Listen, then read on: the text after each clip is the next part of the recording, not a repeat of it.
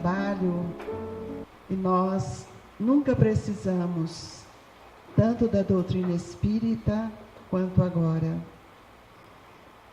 Esse manancial de luz que tem trazido para nós tudo aquilo que nós mais precisamos.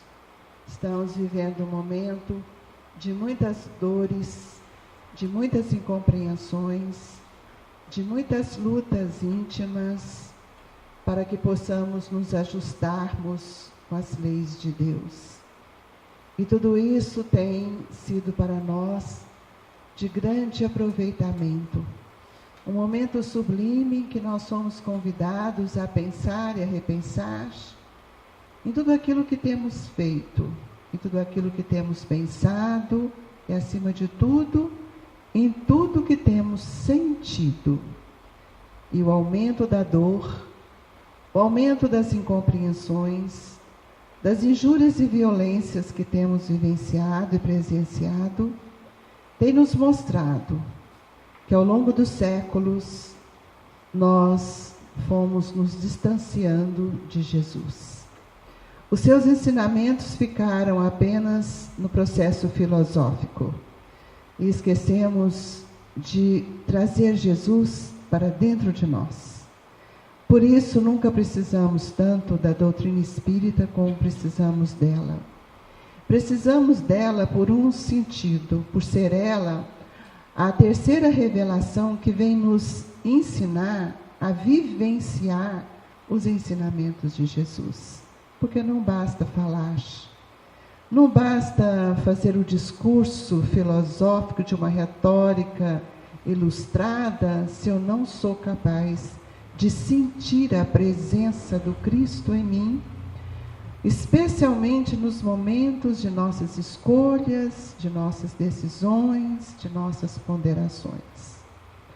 E distantes do Cristo, por várias situações reencarnatórias, nós observamos que nós precisamos lembrar daquele colóquio singelo de Jesus, quando ele avista Pedro pela primeira vez, e ao olhar para o discípulo, que aquele homem pescador, e Jesus, ao olhar para ele, para o seu olhar, diz: Pedro, eu o conheço desde ontem. Nós precisamos também lembrar que Jesus já nos conhece também desde ontem. Nós é que esquecemos, mas ele não esqueceu de nós. É necessário que a gente tome consciência desse momento tão importante, o qual fazemos parte, e o qual Deus nos permitiu que reencarnássemos. Primeiro nos deu a oportunidade de fazermos grandes escolhas nesta existência.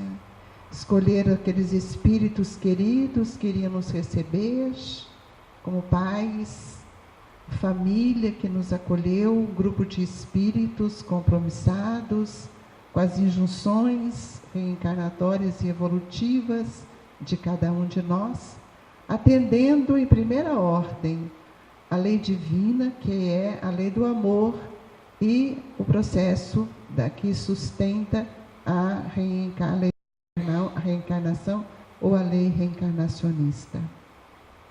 Em segundo momento, de grande valor reencarnar nesse país. País que todos nós temos chorado, lamentado, mas o grande país que nos está dando a oportunidade de corrigir grandes arestas no campo da moral, no campo dos sentimentos, miscigenando os nossos sentimentos, diluindo os nossos preconceitos, para nos mostrar que nós reencarnamos num país tropical, numa pátria de esperança, para que nós pudéssemos transformar os quadros de memória que estão presentes em nós, séculos e séculos sem conseguir modificar o campo vibratório dos registros mentais, assim como os registros energéticos que compõem toda a textura e a tessitura do nosso perispírito. Que país é esse que nos convida a amar o nosso irmão despretensiosamente?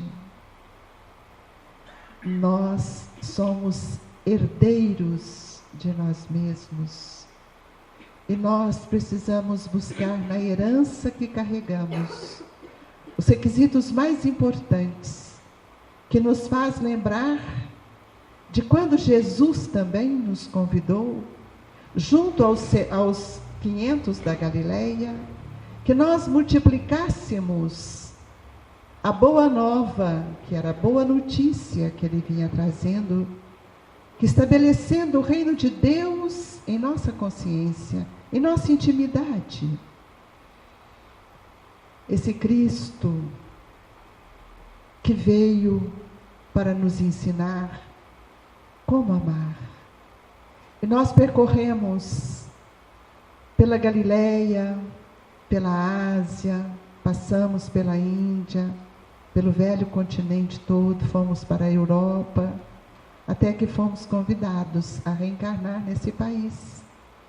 Porque este país, além de ser a pátria da esperança, ele é o celeiro fecundo que me dá a oportunidade de compreender melhor esse ser que sou, sob o luzeiro divino que a doutrina espírita vem nos oferecer nessa pátria, quando o Espírito de verdade faz com que esta árvore divina que é o cristianismo redivivo se enraize no coração do povo brasileiro, para que nós assumíssemos o nosso verdadeiro papel de sermos espíritos espíritas cristãos, e não só espíritos espíritas, para que nós possamos ajudar Jesus nesta hora sublime de implantação do reino de Deus em nossa consciência e transformar verdadeiramente esse país na pátria do Evangelho. Mas para que isso aconteça, eu preciso vivenciar o Evangelho segundo o Espiritismo, saindo da palavra retórica, do pé da letra, para sentir na essência a grandiosidade do ensinamento do Cristo Jesus. O convite hoje é sair das formas para sentir o valor da essência. No velho mundo, na Ásia, pelos caminhos que percorremos em múltiplas existências, por meio das reencarnações sucessivas, nós nos distanciamos da grandiosidade, da simplicidade do Evangelho. Nós distanciamos da grandiosidade dos ensinamentos do Cristo e até mesmo nos esquecemos dos acolhimentos que tivemos por muitas vezes na casa do caminho. É preciso voltar um pouco nessa história que nos pertence, que fazemos parte dela, para que possamos valorizar a oportunidade atual.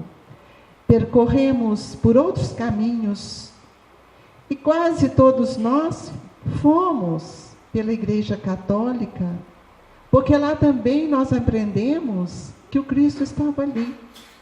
E ali nós crucificamos os nossos pensamentos na cruz e fizemos de nossa vida uma vida de pecado, uma vida de erros, de grandes ilusões, de atos externos, de sacramentos, de dogmas, que fizeram parte dos rituais de nossa vida, comungamos, confessamos, adoramos, achamos que fomos perdoados todas as vezes que alguém nos ouvia.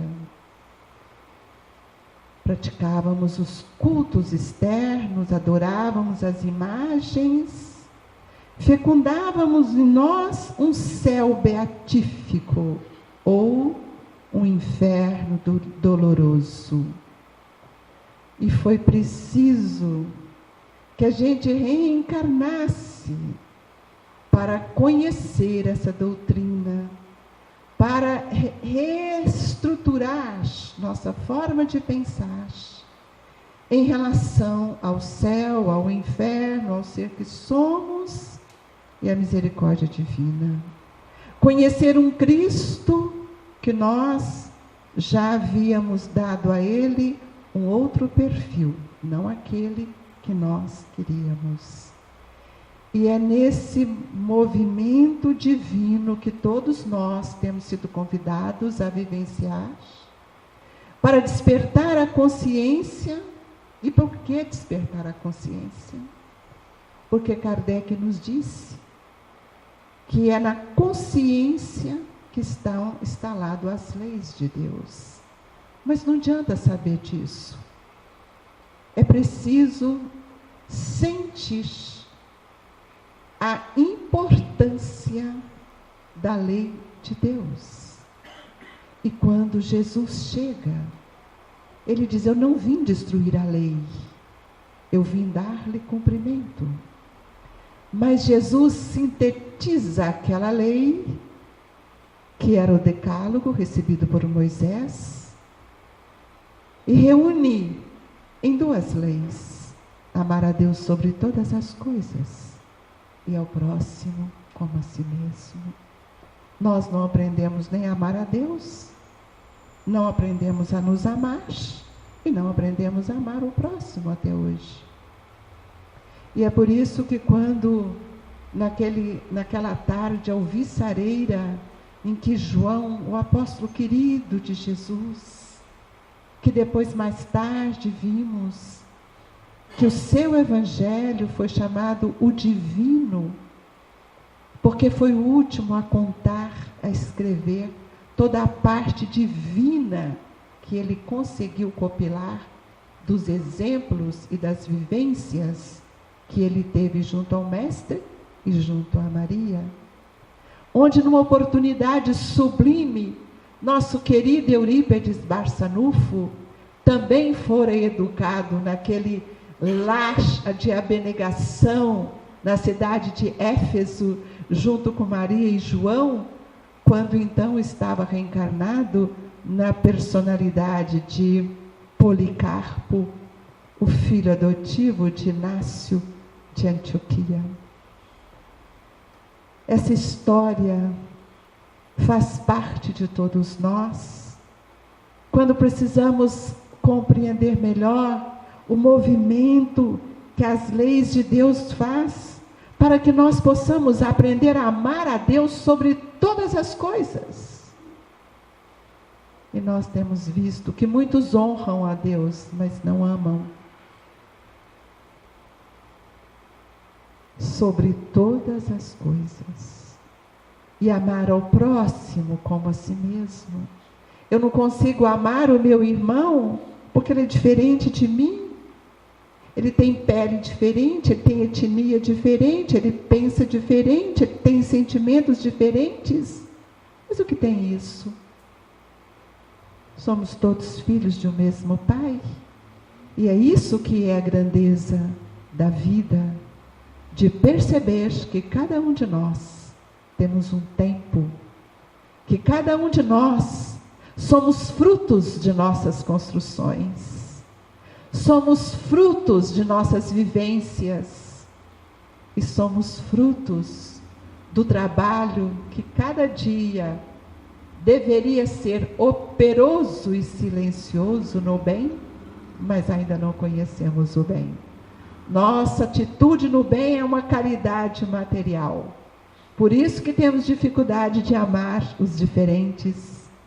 Porque quando Jesus nos fala do amor, Ele nos fala para que nós devemos amar o outro como o meu próximo, nem como o meu irmão, como o meu próximo. Porque a consanguinidade é muito pequena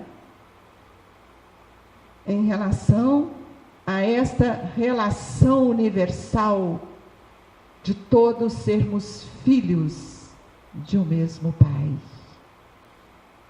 E, no entanto, depois de múltiplas e múltiplas experiências, nos faz lembrar agora, aquele momento em que João, aflito, quando Jesus diz a ele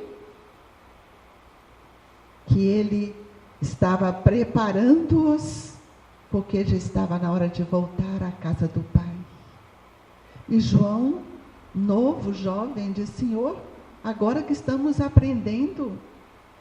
E ele diz: eu vou, mas eu enviarei o Consolador prometido para dizer-lhes tudo que ainda não posso dizer-lhes. Como o Mestre, na sua grandiosidade, abre o portal da esperança para todos nós. 3.000 anos ainda não aprendemos a amar. 3.000 anos ainda guardamos mágoas, rancores, arrependimentos, porque não aprendemos a amar. E esse Cristo Jesus implanta para todos nós um roteiro de vida, ensinando-nos que devíamos amar uns aos outros. E a misericórdia de Deus se faz nesses 196 anos. Aliás, 160 anos, 196 anos é a idade da minha cidade. 160 anos de doutrina espírita, para que a gente pudesse aprender a entender o que Jesus estava falando do Consolador. Nunca tivemos tanta luz à nossa disposição como agora.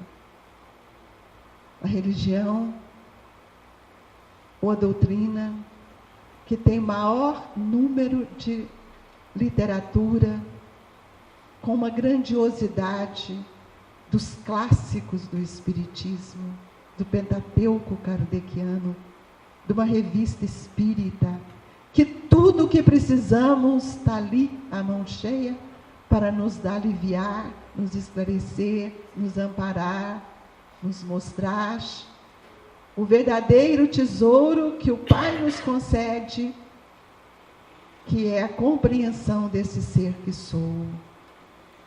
Jesus não podia falar das mediunidades de hoje. Jesus nos exemplifica a mediunidade. Jesus não podia nos mostrar a comunicabilidade como nós hoje conhecemos. Jesus não podia nos explicar as curas que fez, porque não estávamos preparados.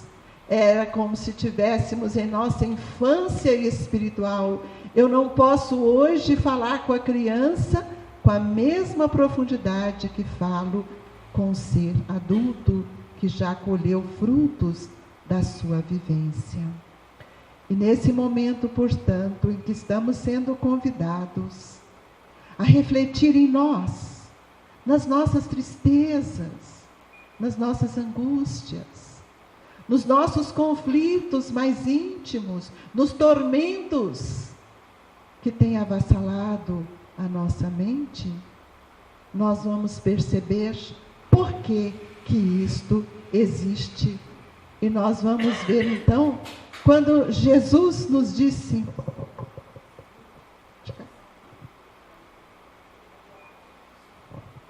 e Jesus então nos disse: vinde a mim, todos vós que estáis aflitos e sobrecarregados, que eu vos aliviarei. O que vocês sentem com esse convite de Jesus? que isso fala na sua intimidade? Vocês já pensaram nisso? Que convite é esse? Que hora que esse convite chega até você? Você já pensou? Nas suas horas de alegria, você lembra que Jesus diz: vinde a mim? Lembra ou não, gente? Não? Na hora da tristeza, será que a gente lembra disso? Por que a gente tem que lembrar de Jesus só na hora da tristeza? A gente precisa de refletir. Eu vim aqui hoje a pedido do Neto para falar de um método.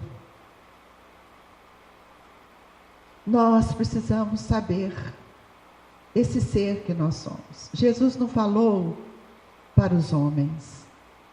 Porque se Jesus tivesse dito qualquer palavra para os homens, nós não teríamos lembranças e não conheceríamos a sublimidade do seu evangelho. Jesus dirigiu aos espíritos imortais, aqueles seres que aproximaram do Mestre, porque muitos estavam cansados, tristes, doentes, e na lei mosaica, os paralíticos, os coxos, os cegos, os lunáticos, eles eram considerados como párias da sociedade. E Jesus não teve nenhum interesse, nenhum intuito de entrar nas sinagogas e falar para doutores. Jesus arrebanha, vai ao encontro dos necessitados de luz e de amor. Pela bondade e pela misericórdia, Jesus alivia as dores, alivia aquele momento, o peso, restitui a luz para aqueles que podiam restituir, mas não podemos esquecer de quando Jesus, na praça, solitário, os doutores da lei, os fariseus, vieram com aquela mulher, toda escabelada, com os olhos fundos, abatida, maltrapilha, e eles segurando para que Jesus, naquele momento, a condenasse, porque a lei assim o fazia. E aqueles homens que levaram a Jesus a uma situação que ele precisou pensar, eles dizem: Senhor, essa mulher foi pega em adultério. Em praça pública isso foi feito. O Senhor vai condená-la? Porque o adultério estava no decálogo, mas eles entenderam que adultério era prostituir-se. Nós adulteramos toda hora o nosso pensamento. É igualzinho um escândalo. Todo mundo diz assim: ai, porque eu não faço escândalo. Todo dia nós praticamos escândalos diante da lei. Quando nós deixamos de amar, quando nós deixamos de compreender, porque nós ainda ficamos no sentido preso à palavra e não saímos do sentido alegórico para entender a grandiosidade do Mestre. E Jesus ali continuou a escrever na areia com uma varinha ali, naquela praça, que não era asfaltada, não tinha jardins. Jesus ali reflete na perspicaz, na malícia, na maldade. E Jesus olha para aqueles homens e diz: atire a primeira pedra aquele que estiver sem pecado. Porque ele estava trazendo a lei que devia amar a todos. Amar ao próximo como a si mesmo. Então atire a primeira pedra. vocês estão acusando, atire a primeira pedra. E eles saíram. E quem foram que saíram? Os mais velhos, os que mais criticavam. Porque nós criticamos daquilo que não somos capazes ainda de fazer. E Jesus, sozinho com ela, não a condenou. Mulher, onde estão aqueles que te acusaram? E ela, com a mão assim, olhou para um lado, olhou para Jesus esperando a sentença, e o mestre disse: vá e não peques mais. Precisamos ouvir isso todo dia. Vá e não peques mais. Por quê? Porque temos as mesmas referências doentes em nós, em nossas memórias, nos núcleos de dores que estão espargidos todos no nosso contexto perispiritual, porque nós trazemos ainda uma mente doente. Em outro momento, João pergunta: Senhor? E Pedro então diz: por que o Senhor fez aquilo, mestre? Aí Jesus disse: por que não está aqui aquele que cometeu o adultério?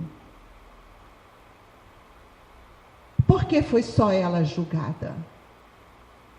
E ela não se prostituiu, não se adulterou sozinha?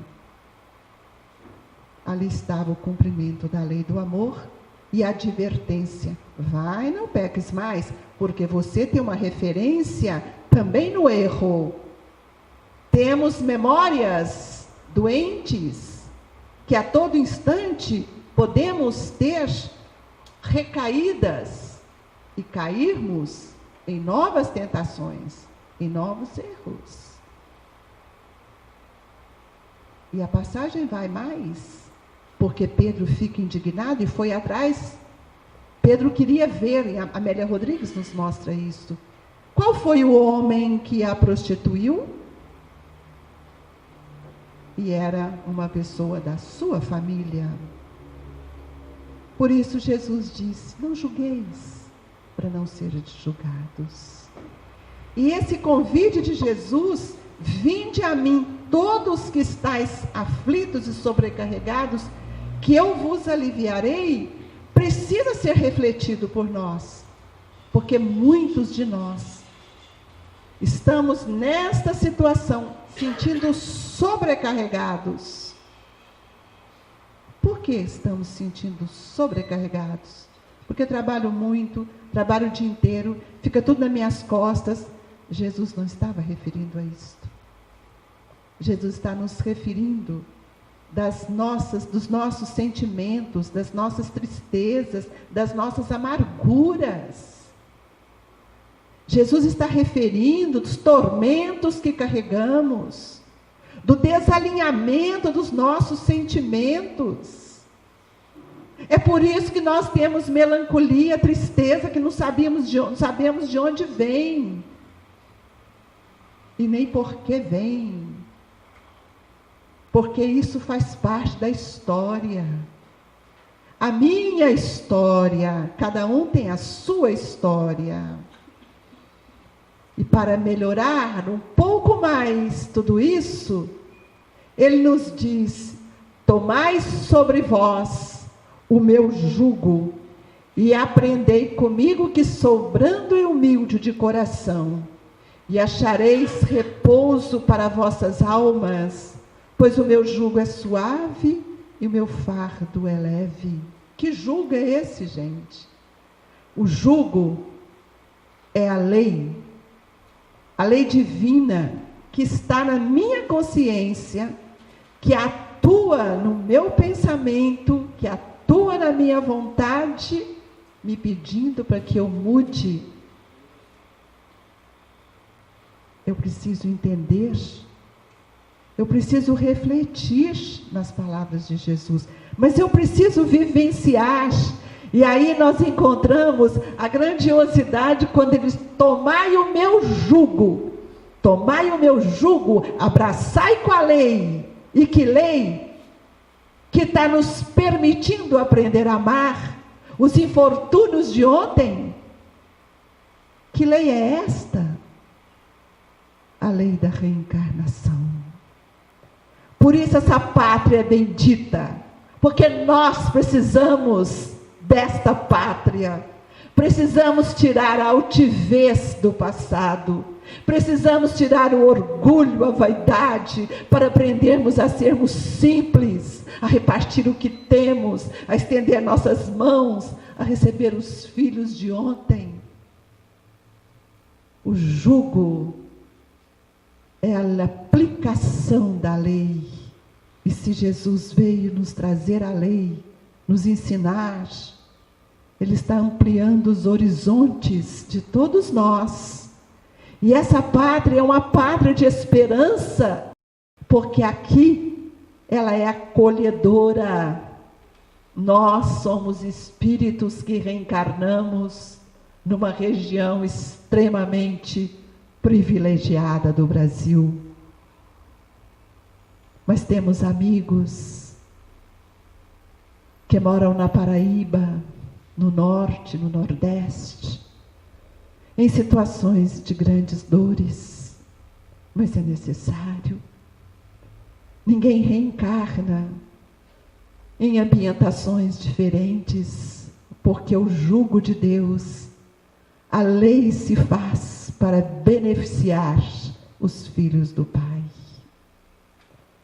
Por mais difícil que seja a nossa dor, por mais difícil que seja a nossa vida, a lei está a nosso favor.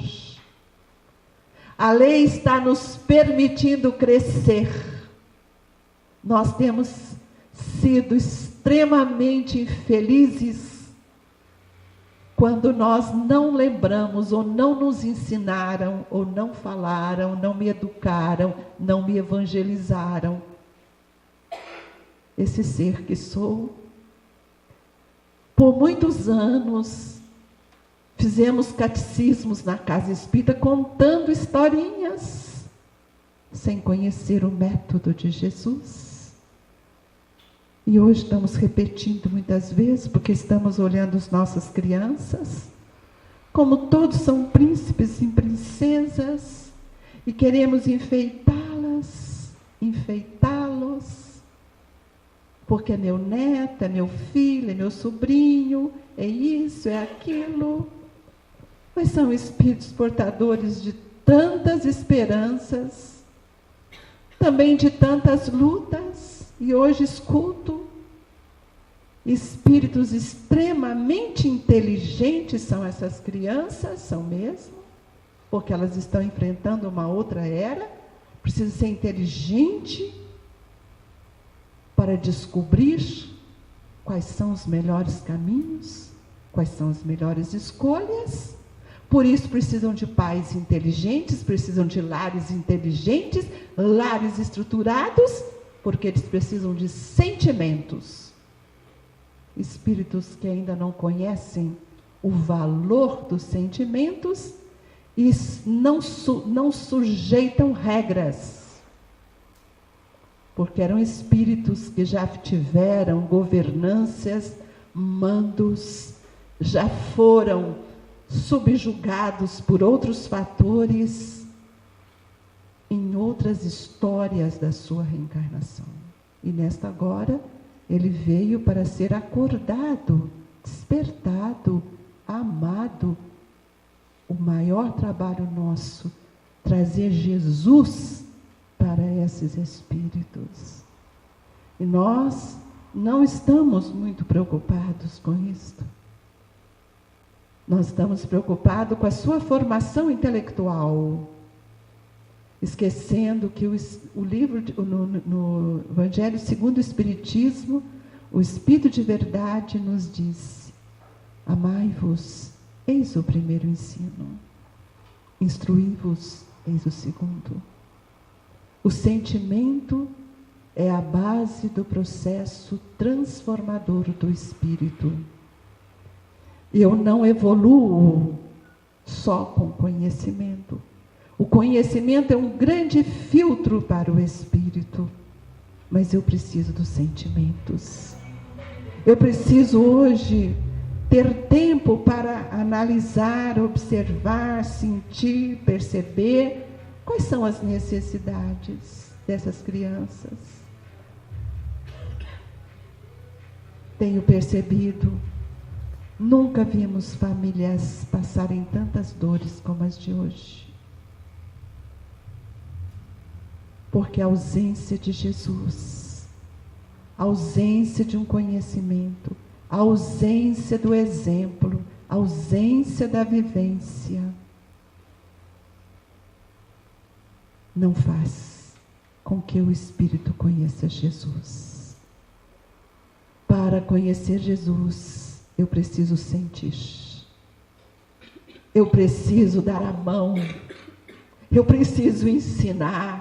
Eu preciso ter tempo para amar.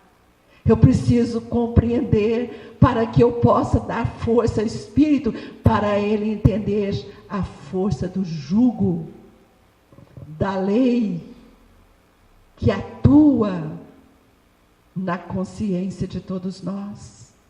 Me sinto, às vezes, tão pequena, quando vejo o neto falar de mim, ninguém sabe o que eu sinto.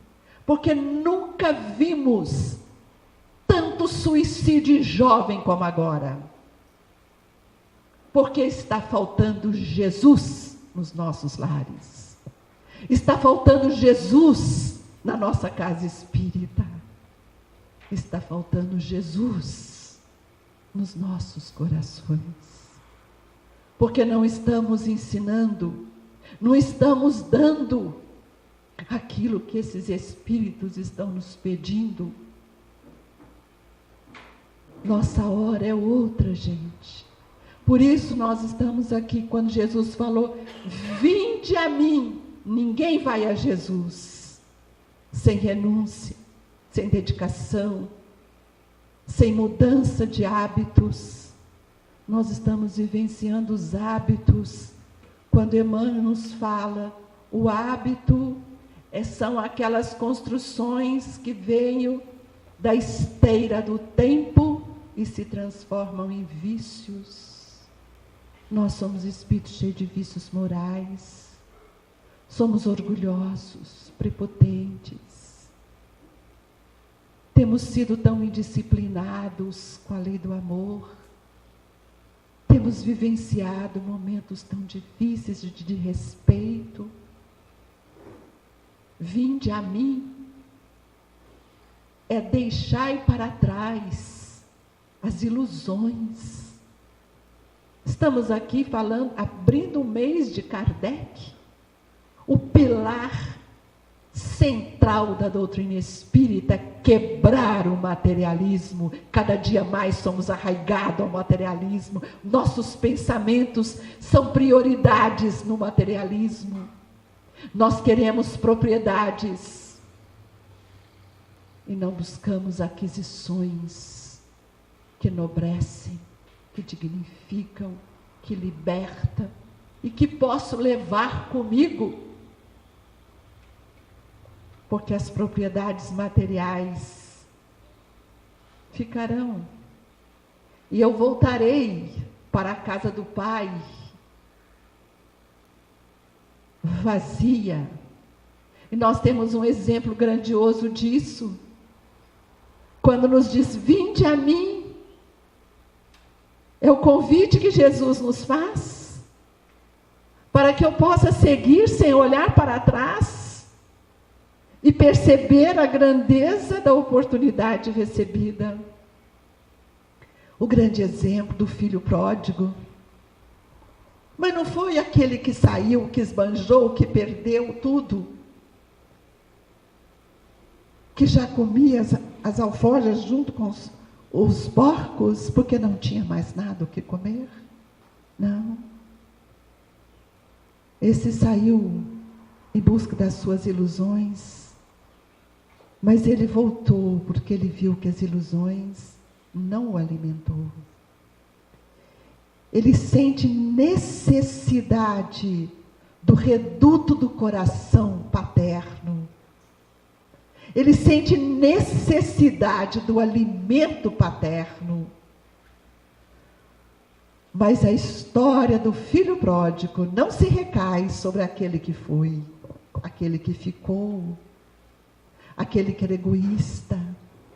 Porque o pai amoroso e bom, quando o filho anuncia a chegada, ele morava num pequeno vilarejo, onde todos se conheciam. E ele mandou matar o boi, mandou matar o porco, ele mandou fazer uma festa para todos, que todos vissem o filho doente, que voltava para o lar, para o regaço do coração.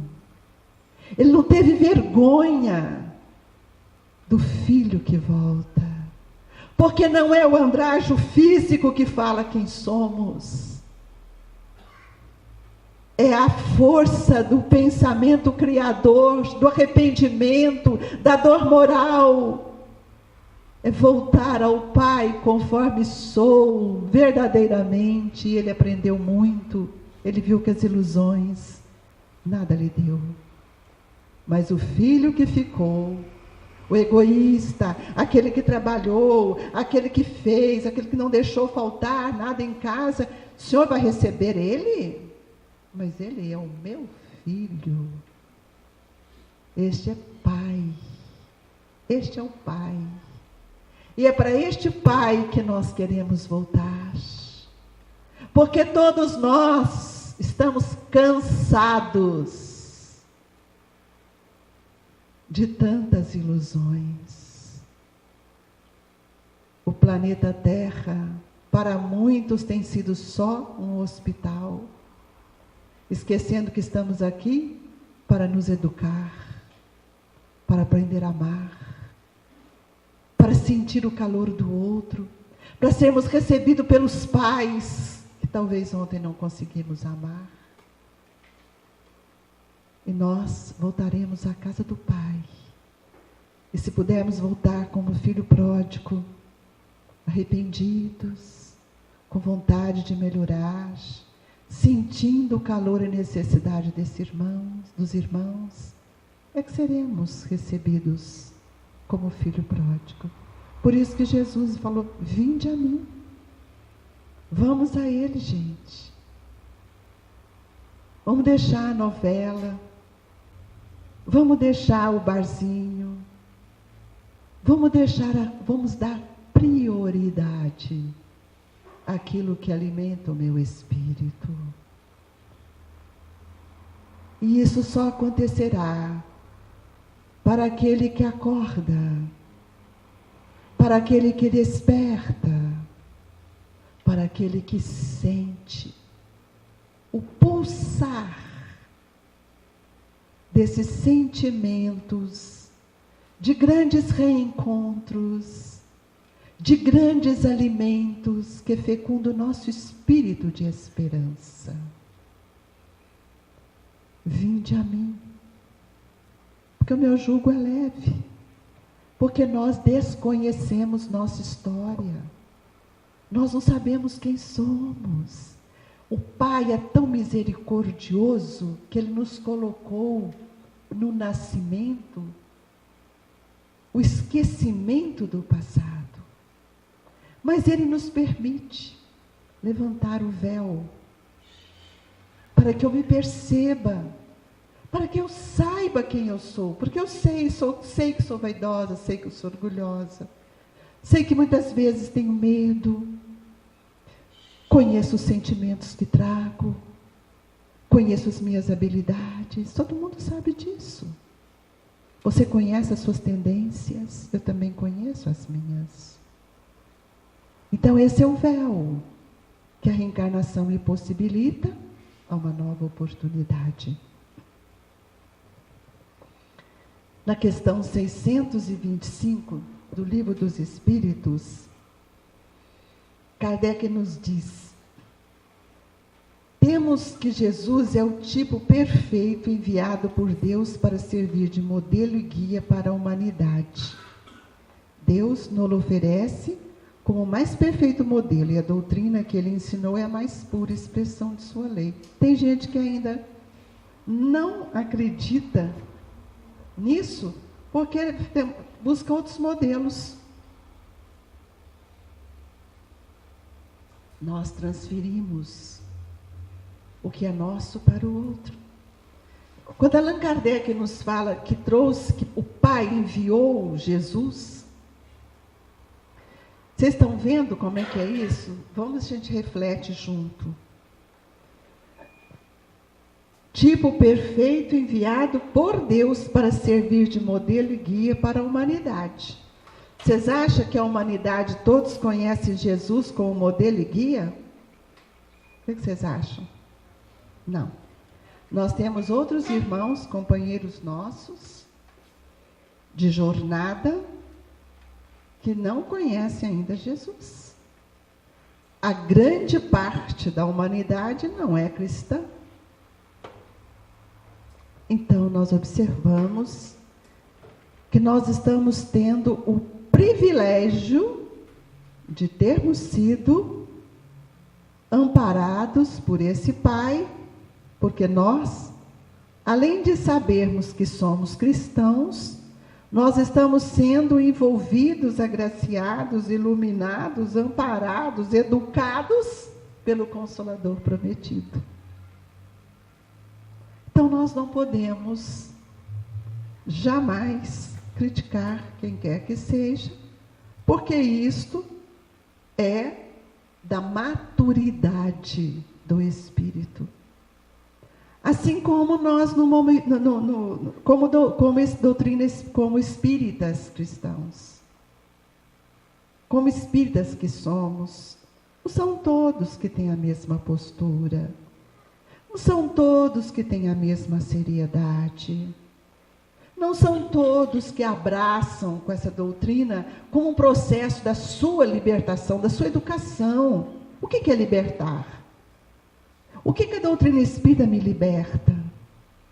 Dos meus sentimentos, das algemas que trago, dos preconceitos que guardo, das mágoas que vivem em mim, do rancor, das dificuldades sociais que ainda enfrento, do não entendimento da aplicação da lei. Que lei, gente? A lei de amor, de justiça. Por que nós somos tão diferentes? Porque somos espíritos que fizemos escolhas diferentes. Porque todos nós fomos criados simples e ignorantes do conhecimento. Mas cada um é livre para fazer as suas escolhas. E são nessas escolhas que nós temos errado. Porque nós esquecemos da função arbitrária do livre-arbítrio. Nós esquecemos que o livre-arbítrio, ele tem decisões sobre aquilo que a lei me permite, mas nem sempre é filtrado pela lei o que penso. Porque a consciência, ela libera os meus atos. Mas quem delibera é a vontade, porque a vontade tem força e ação sobre o livre-arbítrio. Se nós não conhecemos isto, nós não somos capazes também de fazer melhores escolhas. E é por isso que nós, às vezes, falamos de um Jesus, mas não vivenciamos Jesus. Kardec foi tão inteligente quando ele fala lá no Livro dos Espíritos assim,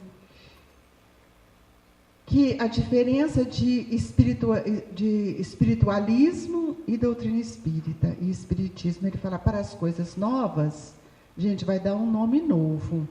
E lá ele fala que a gente, qual que é o nome que ele dá para a gente? Espíritas ou? Espiritistas. Ele nunca falou que nós seríamos kardecistas. E a gente hoje vê assim, vocês são kardecistas? Não.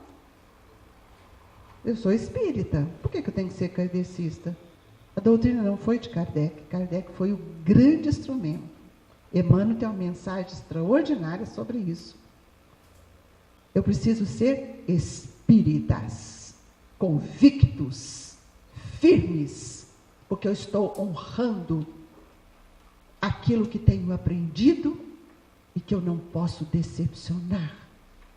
especialmente essa equipe de espíritos, chamado Espírito de Verdade.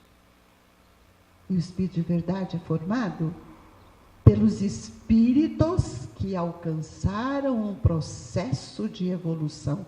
Leia no livro O Espírito de Verdade, a primeira página, a primeira lição, está lá em seu nome. E ele descreve tudo o que eles estavam fazendo em nome de Jesus. Quem assina pelo Espírito de Verdade?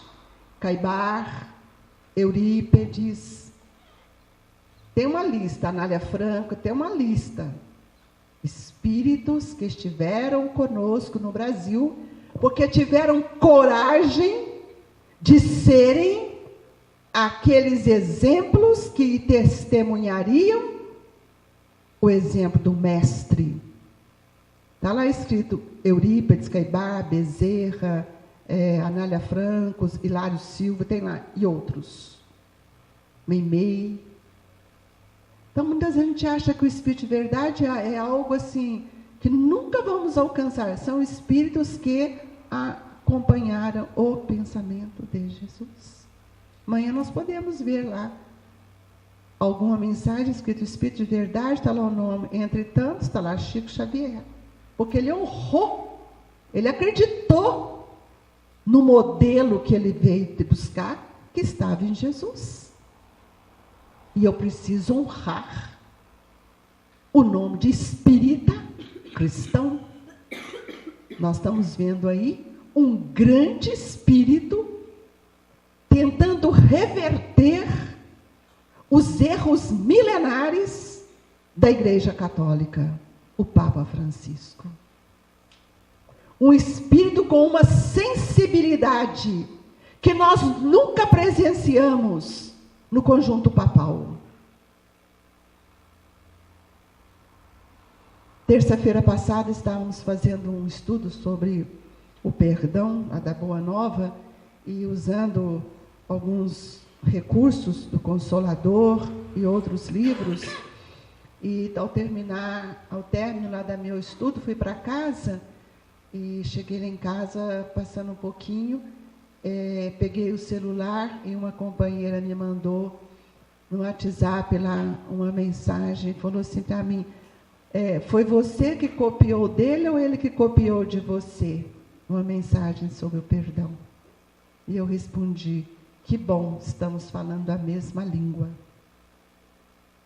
Porque nós precisamos falar da verdade. Porque Jesus é o guia que nós temos. Não temos outros. Então, às vezes, a gente vai atrás de outros, né, esquecendo de que só temos um.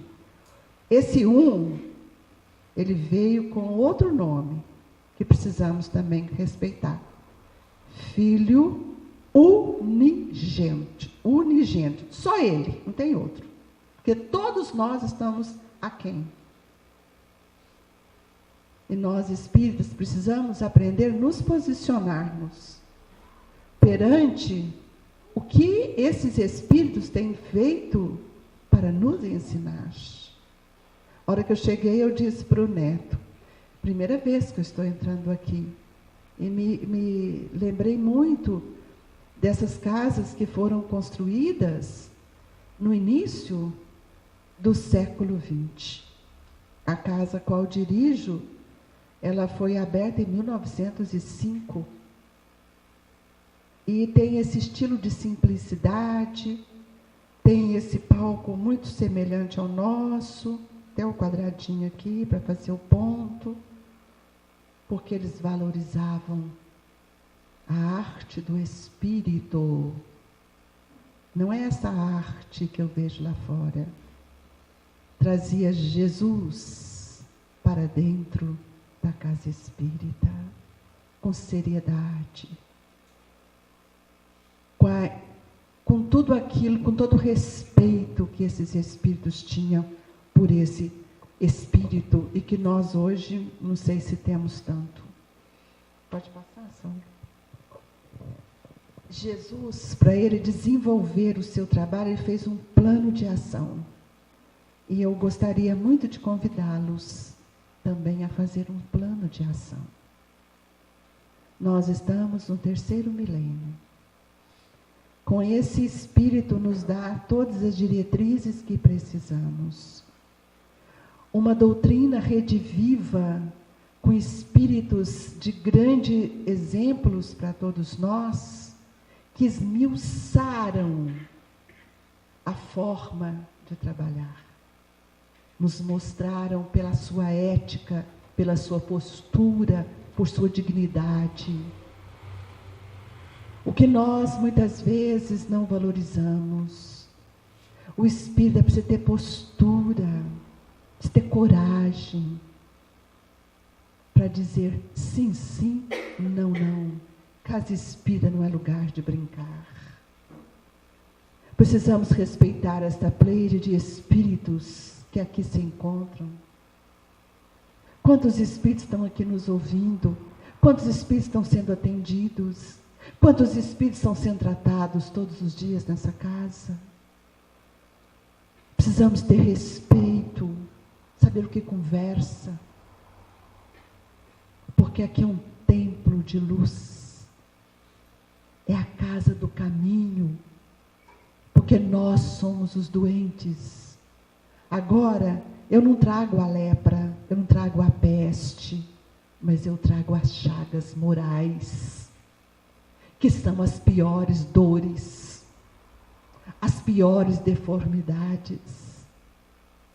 Nós somos espíritos doentes. Nós precisamos desse reduto de luz, que nos acolhe, que nos abraça, que nos explica, que nos orienta.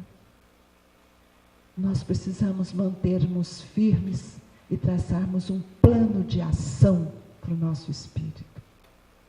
Para que a gente possa acertar mais e errar menos.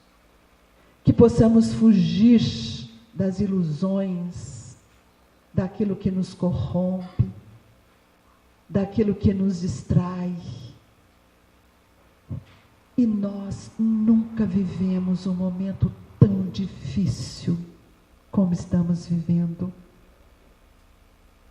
Os não perceberam. Espíritos que investiram contra o Cristo estão apostos, trazendo dificuldades entre os trabalhadores. Nós temos visto as influências espirituais da sensualidade na casa espírita, o desrespeito ao amor pelo outro, as diversidades, as hierarquias, os cargos, o medo do poder, medo de perder o poder. Que poder! Que poder! Quando Pôncio Pilatos perguntou a Jesus: és reis dos judeus? Ele falou: tu dizes. Porque que adianta poder, que cargo, que título que me adianta? O título que me resolve, que eu estou lutando, que nós devemos lutar para aprender, é um só: servir. Este é o título que nós precisamos buscar. Sermos servidores de Jesus. Mas eu não preciso do cargo. Eu preciso da maturidade, da responsabilidade, do respeito, do amor, compreender que todos nós temos a oportunidade de trabalhar. A seara é do Cristo. E é Ele que está no leme. Nós estamos passando sobre influências difíceis. O tentame desses espíritos tem sido ardilosos, influenciando os pensamentos, grandes desarmonias, colocando hierarquias na casa espírita, como a igreja de ontem. O Divaldo, há poucos dias, fez uma palestra extraordinária, chamando-nos a atenção sobre isso. Os espíritos de ontem atuam em nós para que nós possamos nos desmotivar, porque eles querem desmascarar o crescimento da doutrina espírita. E nós precisamos estarmos apostos. porque a hora é outra. Estamos na noite escura, estamos no término de uma noite escura, de provas, de expiações, para chegar o novo dia, o alvorecer da era nova. A era só será nova se Jesus estiver conosco em nossos pensamentos. Do contrário, nós não auxiliaremos o Cristo em nada. A era é nova quando renovamos o pensamento, quando compreendemos a verdade, quando nos esforçamos para servir, amar, assistir, educar, evangelizar, a partir de mim, para depois fazermos com o outro. A era é nova e nós estamos na era do Espírito. Entender esse ser que sou, eu não sou esse homem. Eu sou um espírito que sinto, que penso, que sou altamente influenciado, tanto para o bem quanto para o mal, porque isso está na dependência do esforço que cada um faz para redimir as suas más inclinações. Nesse plano de ação, Jesus anunciou-nos a celeste revelação de que Ele viria salvar-nos de nossos próprios pecados, libertar-nos da cadeia de nossos próprios erros, afastando-nos do egoísmo e do orgulho que ainda legislam para o nosso mundo consciencial. Olha que grandiosidade, eu tenho certeza disso. Então, hoje eu tenho uma doutrina que me mostra esse espírito que eu sou. Quanto mais simples, melhor será. Mas como é difícil ser simples. Porque para nós ser simples é aquela pessoa que anda com uma roupinha rasgada, um chinelinho, que tem uma casinha de chão batido, que tem umas latinhas lá, isso é ser simples. E ali, às vezes, estão os espíritos mais orgulhosos, que a reencarnação lhe propiciou, por uma educação de contraste, reencarnar para experienciar novas oportunidades. Como é que uma rainha que tinha tudo, tantos súditos, com tanto isso, com tanto aquilo, pode enxergar, sentir e ver, perceber a grandeza de Jesus sem a reencarnação? Como entender as bem-aventuranças sem compreendermos a reencarnação? De que forma faremos isso? Então temos que passar por essas situações para vivenciar um novo modelo de vida para cada um de nós. Mas o pensamento e os sentimentos é para ser transformados e renovados. Por isso a Casa do Caminho, a Casa Espírita é uma Casa do Caminho, porque ela precisa ampliar os horizontes do Espírito.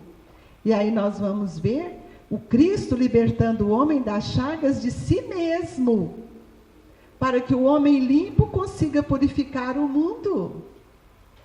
Não sei se vocês já refletiram para você mesmo, mas o Saulo de Tarso era profundo conhecedor das leis de Moisés.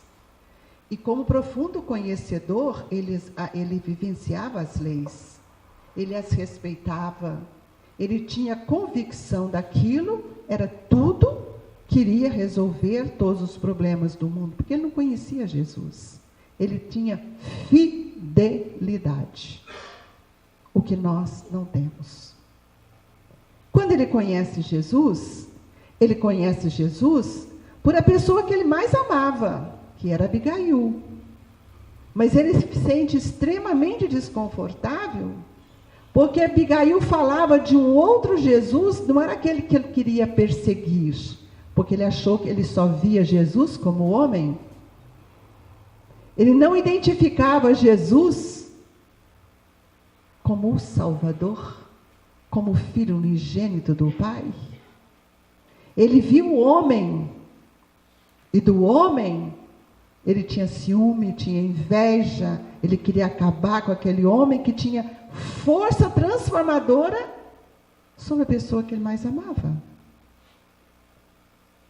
E vimos a mudança que o tempo fez com este espírito, mesmo passando pelas situações mais difíceis, da não identificação mais de Estevão, que havia até mudado de nome, quando ele faz todo aquele martírio, arrancar as unhas e fazer todo aquele processo para perseguir o Cristo, o cristão. Não era o Estevão o homem, era o cristão. E se imbui da ideia de ir atrás de Ananias, porque ele era aquele que ensinava o amor daquele Cristo que já fazia 30 anos que tinha morrido. E ele vai, junto àqueles companheiros que eram súditos, e ele vai até Damasco, porque ele ficou sabendo que lá estava Ananias. Mas antes de ir, ele encontra com Gamaliel. E ele diz a Gamaliel que ele estava com vontade de ir. E Gamaliel disse para ele que ele fosse com prudência e respeitasse muito a casa do caminho, porque ele tinha ali dentro um amigo, e ele estava deixando o sinédrio, que consequentemente ele tomaria o lugar dele, ele ia embora para o deserto, porque ele também havia conhecido Cristo. Saulo não faz nada naquele momento com Gamaliel, porque Saulo tinha nele ainda o doutor da lei. E ele vai. E quando ele se imbui de vontade de acabar com Ananias, ele vai para trás de Ananias em Damasco. Chegando nas cercanias de Damasco, Jesus se apresenta. Saulo era inteligente, não era uma pessoa qualquer. E quando Jesus envolve com a sua luz e o seu magnetismo, ele se sente impotente. Aquela força do pensamento do Cristo o envolve. Ele: Senhor, o que queres que eu faça? Não é tão simples assim. E Jesus, então, envolvendo-o, toca e diz, dá o plano de ação dele, o que ele deveria fazer. Você vai entrar, vai para um alojamento, um hotel, uma hospedaria, que a pessoa que vai te orientar, após 3 dias estará lá. Naquele momento, cai as escamas, cai as brumas doentias, o sentimento desvanecia, saía, e ele fica cego da visão física para iluminar-se com a visão do Espírito. Cai no estado de impotência e veio um dos amigos mais próximo e vai acudir de: Senhor, o que aconteceu? Vamos. Todo mundo achou que tinha ficado louco.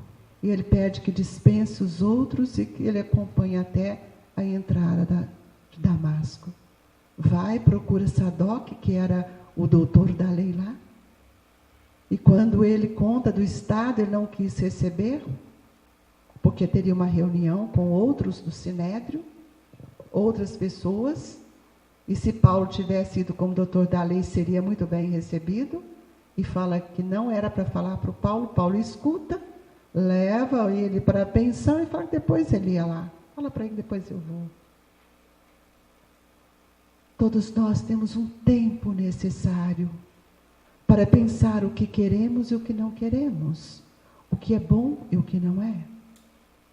E Paulo vai, dispensa os demais e fica lá com Jacó, aquele companheiro que mais amava, e diz: pode ir.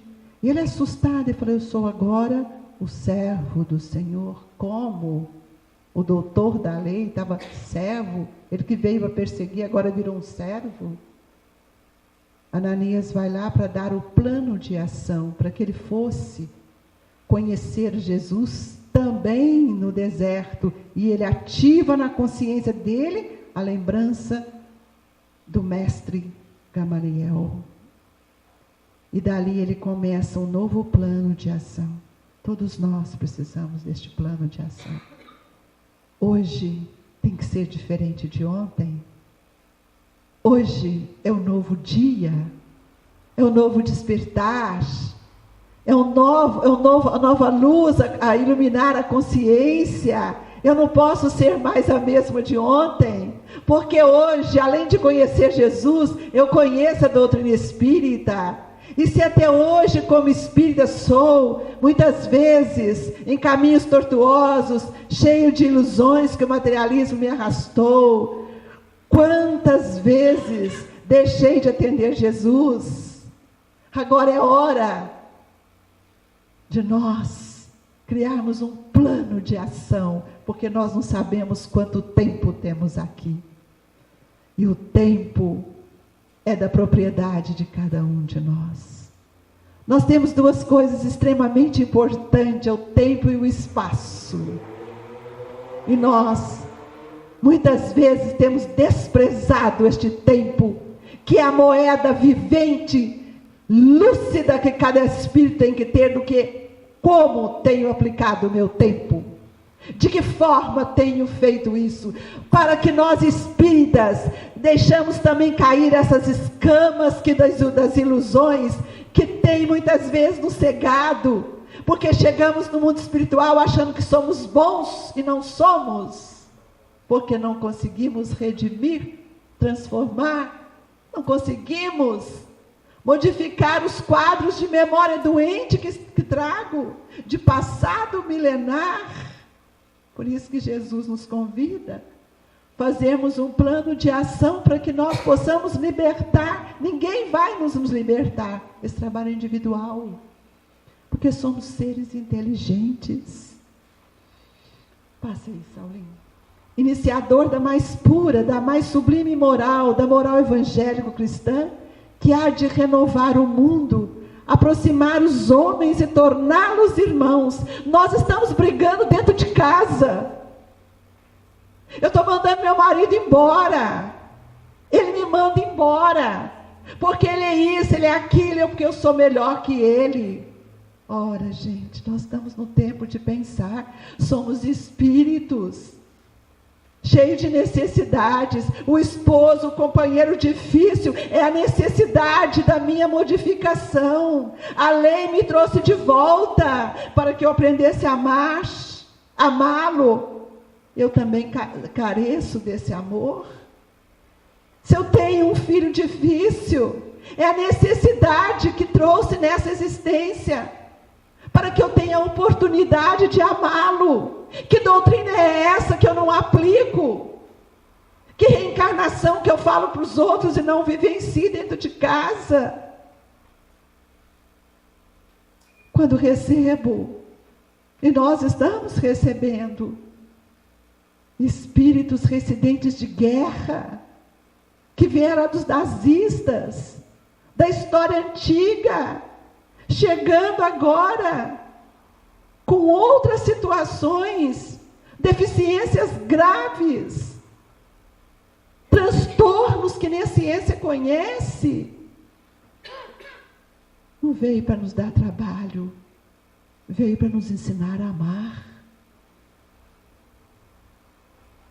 Nós estamos vimos isso, que nos condoeu o coração de ver as mães do Nordeste e do Brasil inteiro, mas muita incidência no Nordeste, da microencefalia, porque lá estavam os espíritos que precisavam aprender a amar. Simples. Não foi um mosquitinho, não. Espíritos compromissados com a lei. Que doutrina espírita é essa que não me ensina? Eu preciso aplicar, vivenciar. Conheço a doutora Adriana, essa médica que descobriu, que tem feito esse trabalho extraordinário. Todo ano vai a Sacramento, vai à minha casa. Tenho visto a luta dela para auxiliar esses espíritos. E nós A dengue, chikungunya, zika. Oh, gente, aplicação da lei. A reencarnação é lei de justiça. Nós precisamos ensinar isto, falar a verdade. O Pai não nos condena. O Pai não nos castiga. O Pai nos concede outra oportunidade. É preciso enxergar as oportunidades que o Pai tem nos concedido para que possamos aprender a amar. Quantos filhos do infortúnio de ontem que voltam para que nós possamos agasalhá-los. Emmanuel nos fala, são pássaros que não têm a plumagem formada e que precisam de mãos abnegadas e corações maternos que possa aconchegá-los. A reencarnação é para nós. Ela não é uma lei para ser dita, ela é uma lei para ser compreendida e vivenciada nos nossos lares.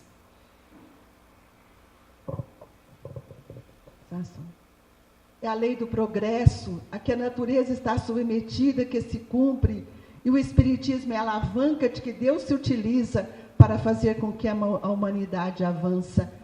Ela, a lei do progresso, é para todos nós. Por que nós queremos retardar esse progresso? Por que nós não aceitamos o movimento divino? Por isso que nós estamos reencarnados aqui agora. Porque nós temos recebido muito. Chegou a hora de dar. Muito é dado, mas muito será pedido. O Brasil precisa de nós. O Brasil precisa dos espíritas lúcidos, para que tenhamos coragem de auxiliá-los, para que a gente não viva o cenário que nós estamos vivendo. Esse cenário já perdura por muitos séculos. Agora a cortina abre para que a gente possa perceber verdadeiramente quem somos. Porque não é no Senado, não é em Brasília. Somos nós que sonegamos a todo instante, que adulteramos nossos pensamentos e nossas ações. Somos nós que exploramos. Somos nós que não somos capazes de amar. Somos nós que roubamos de nós mesmos. A hora é importante, porque nós estamos sendo convidados a separar o joio do trigo. Eu preciso saber quem eu sou e o que quero ser. Porque para ser trigo, eu preciso multiplicar, eu preciso oferecer, eu preciso alimentar, eu preciso dar. Mas se sou trigo, se sou joio, é tudo ao contrário disso. E nós temos percebido que dentro de nós somos joio e somos trigo. Não temos ainda a alegria de dizer, eu sou trigo, porque ainda perdura em nós pensamentos doentes, desejos doentes, incompreensões que têm retardado a nossa marcha evolutiva. E é por isso que o nosso querido professor Eurípides, que segundo Chico Xavier, nos diz, o espírito que mais aproximou do Cristo na Terra, vem nos ensinar uma metodologia da evangelização de espíritos, para que nós possamos compreender melhor quem somos, entender que nós não podemos mais ficarmos na lieira da cegueira, das ilusões, reconhecer a identidade espiritual que nós somos, reconhecer a personalidade doente que vive em nós. saber desse ser imortal, esse ser que pensa, esse ser que cria, esse ser que reproduz, esse ser que multiplica as oportunidades recebidas. Final do século XX, Eurípides traz um método para auxiliar o espírita a dar direcionamento ao conhecimento espírita para si mesmo, e não deixarmos mais, sejamos iludidos pelas palestras que nós aplaudimos e saímos para casa do mesmo jeito que entramos. Não é hora mais disso. Agora é hora de refletir. O que tem feito com esse conhecimento? O que essa doutrina tem feito comigo? De que forma tem me visto? É preciso refletir. A era é do espírito e a educação é do espírito. A educação não é essa que eu vejo nas escolas e nem essa que está nos nossos lares. A educação é um processo onde observo, oriento, auxilio, esclareço, ajudo, mas acima de tudo com a verdade.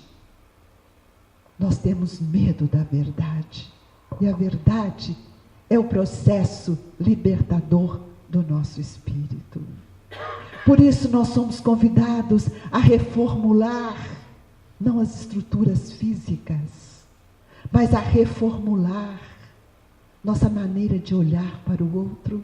E ver agora, olhar para o outro como espírito, sabendo que ele tem um tempo diferente do meu, que ele tem construções diferentes, que ele tem valores diferentes, que ele tem sentimentos diferentes. Por isso não posso fazer mais nada padronizado, como sempre fizemos.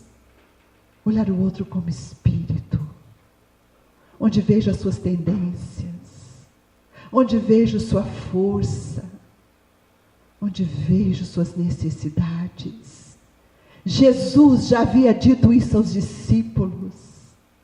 É preciso atender a cada um de acordo com a sua necessidade. O padrão, o modelo criado pelos homens, não é o padrão, não é o modelo de Jesus. Nosso modelo é ainda alicerçado naquilo que os homens importantes que estão lá em cima tecem, planejam, esclarecem, escrevem para nós, porque eles não vivenciam o que nós vivenciamos todos os dias. É preciso olhar. Onde já se viu isto? Nós gastarmos 8, 10 anos para fazer um curso de mediunidade. Muito mais do que uma formação acadêmica, sendo que nós nascemos médiuns. Mas não conhecemos a faculdade mediúnica como processo de educação transformador. Porque usamos da teoria e fizemos da teoria. E por isso nós temos a maior dificuldade de fazer mudança de fluxo mental dos médiuns. Porque curso não modifica sentimento. Eu aprendi com Corina Novelino no Colégio Allan Kardec que desenvolvimento de mediunidade se faz junto à caridade. Onde eu preciso amar e respeitar o meu irmão. Não é com meia dúzia de palavras bonitas. Divaldo lançou um livro agora, Mediunidade, Desafios. Extraordinário, que ele fala justamente isso. É preciso entender que o maior desafio da mediunidade são os nossos pensamentos e os nossos sentimentos. Nós fizemos isso porque nos mandaram fazer. E hoje nós observamos que a doutrina espírita, no seu movimento divino, é um alicerce que sustenta, que ampara e que edifica em nós esta oportunidade de expansão. Ao evangelizarmos uma criança como espírito, nós já estamos desenvolvendo o seu senso perceptivo, para que ela tenha as percepções necessárias. E encontramos com mães que chegam na casa espírita e dizem assim: meu filho não dorme, meu filho está vendo as coisas, vê bicho, conversa isso e aquilo. Eu falei: e aí? O que tem? Natural isso. É natural. O que não é natural é você ligar a televisão com esses filmes. O que não é natural são as músicas que hoje são ouvidas dentro de casa. O que não é natural são as brigas dentro de casa. O que não é natural é o ambiente fluídico que ninguém está preocupado. Isso não é natural. Porque o espírito precisa de um ambiente fluídico espiritual, porque cada um é responsável pelo seu ambiente espiritual. E a evangelização de espíritos vai nos ensinar isso. Está na hora, né, Sônia?